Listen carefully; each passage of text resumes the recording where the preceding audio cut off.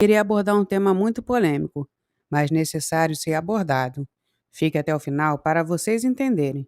Ainda que em muitos países a igreja permita que os fiéis comunguem recebendo o corpo de Cristo na mão, há alguns momentos, como as missas presididas pelo Papa ou outras celebrações multitudinárias, em que só se distribui a comunhão na boca, por temor a que as hóstias sejam levadas de formas sacrílegas e usadas em cerimônias satânicas, comungar na boca ou na mão.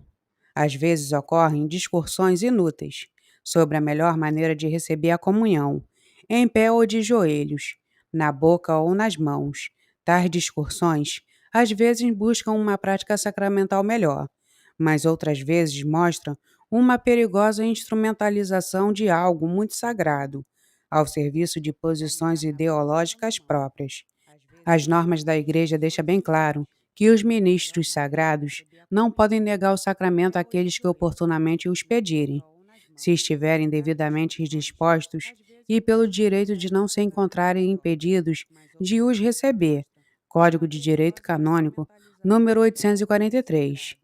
Isso se aplica concretamente à Eucaristia, quando se diz que, por exemplo, que não é lícito negar a Sagrada Comunhão a um fiel.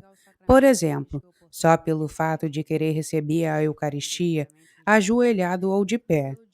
Quanto à forma de recebê-lo, o Manual de Instrução do Missal Romano, aqui estamos falando sempre do rito romano, indica que depois de responder Amém, o fiel comunga na boca ou onde for concedido, na mão, à sua livre escolha.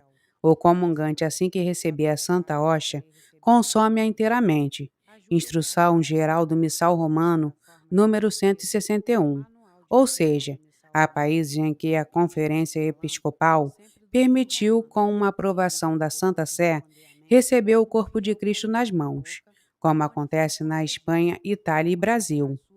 Quando se comunga na mão, a regulamentação eclesial deixa claro que o importante é comungar de maneira reverente, conscientes de que não está se comendo um pedaço de pão comum, mas a matéria que foi transformada sacramentalmente no corpo de Jesus. Na história da Igreja, encontramos testemunhos a favor tanto de uma prática como da outra. Como se trata de algo extremamente importante e para evitar uma prática equivocada, o organismo da Santa Sé, que vela pela liturgia e por todas as partes das celebrações, ajudando o Papa em sua missão.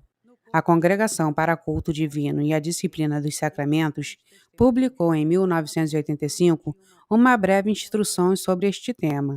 As condições para receber a comunhão na mão são de bom senso, que se manifeste respeito pela presença real de Cristo, que o gesto seja realizado com nobreza, que se diga claramente amém, que se comungue imediatamente e na frente do ministro, que seja este que coloque a hóstia na mão do comungante, que as mãos estejam limpas.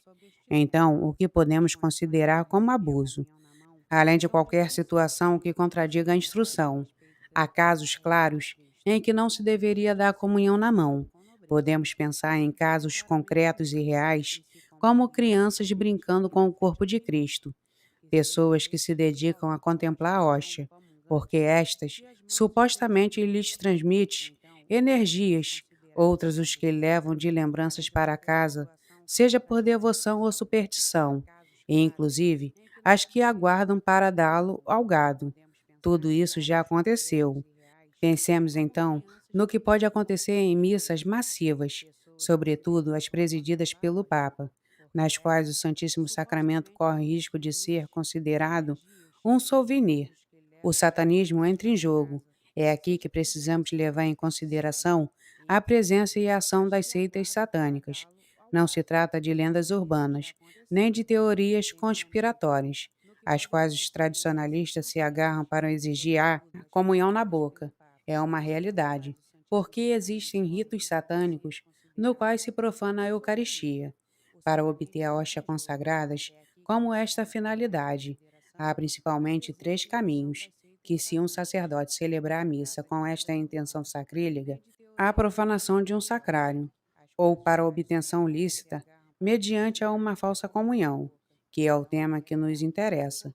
De fato, Como as duas primeiras formas são mais problemáticas, o terceiro caminho é de que pode ser mais empregado pelos adeptos dessas seitas para a realização dos seus ritos. De que ritos estamos falando? Em primeiro lugar, a chamada comumente de missa negra, uma simulação sacrílega da celebração eucarística dos católicos, na qual são utilizados muitos elementos da missa e usados ao contrário, com uma finalidade de que não tem nada a ver com a religião. Por exemplo, buscando a submissão sexual de uma pessoa, fazer-lhe o bem ou o mal, sempre invocando o diabo. Deixando de lado a complicada discussão sobre se há sacrifícios humanos ou não, nestes ritos se pode profanar o corpo de Cristo de diversas maneiras, pisoteando-o, passando-o pelo corpo nu da mulher que serve o altar. Não se trata simplesmente de rumores, nem de declarações exageradas de ex-adeptos poucos fiáveis. Podemos ler os relatos em seus livros, por exemplo, em Os Rituais Satânicos de Anton LaVey, fundador da Igreja de Satã, escreve: talvez a frase mais potente de toda a missa é a que segue a profanação da hóstia. Desapareça num vazio do seu céu vazio, porque você nunca existiu e nem existirá jamais. Ele usa expressamente a palavra profanação, desecration, porque, ainda que rejeite a existência de Cristo, conhece bem o valor que os católicos dão à Eucaristia, e por isso se age desta maneira. Lavey também explica que, frente ao uso de alguns, fizeram ornamentos católicos nas missas negras. A autenticidade de uma hóstia consagrada parece ter sido muito mais importante. E o que a igreja faz diante disso?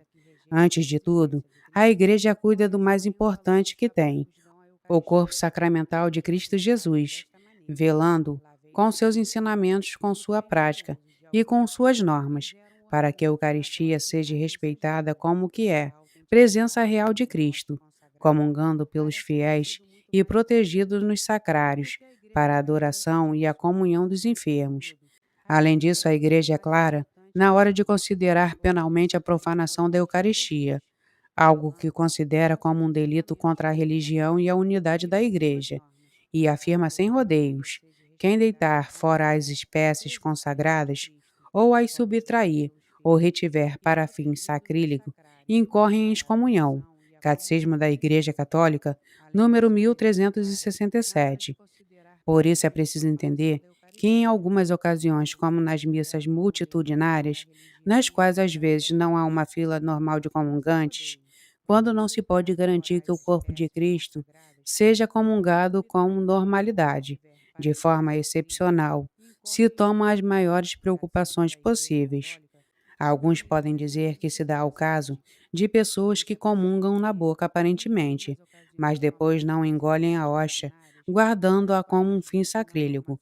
Apesar disso, os ministros da comunhão devem colocar todos os meios possíveis para evitar isso, e desses meios é depositá-la diretamente na boca do fiel.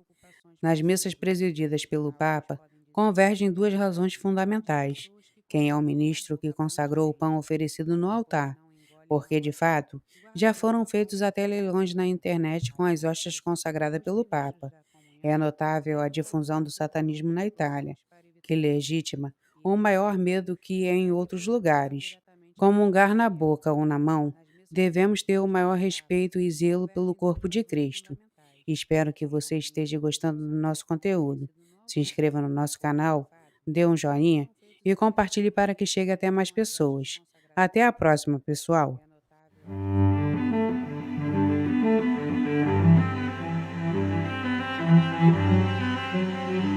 Ou na mão, devemos ter o maior respeito e zelo pelo corpo de Cristo. Espero que você esteja gostando do nosso conteúdo. Se inscreva no nosso canal, dê um joinha e compartilhe para que chegue até mais pessoas. Até a próxima, pessoal!